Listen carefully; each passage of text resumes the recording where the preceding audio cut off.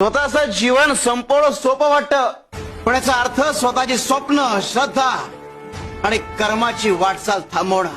अरे आयुष्यात संकट येतील, अपमान होईल, पण त्या प्रत्येक क्षणी देव तुमचं बळ वाढवेल. अरे शरीर, मन, आत्मा ही सगळी परमेश्वराची देणगी आहे आणि आत्मघात म्हणजे परमेश्वराच्या कृपेचा अवमान. जिथे संकट सहन करण्याची ताकद आहे तिथे विजय देखील आहे. अरे तुम्हाला वाटेल की तुम्ही हरलात, पण त्या क्षणी देव तुमच्यासाठी एक नवीन दिशा ठरवतो. जीवनाच्या प्रत्येक वळणावर, प्रत्येक अडथळ्यावर जो स्वतःवर विश्वास ठेवतो तोच परमेश्वराला अधिक प्रिय आहे. स्वतःवरचा विश्वास आणि परमेश्वराची कृपा यांची जोड असेल तर आयुष्य शाश्वत होतं.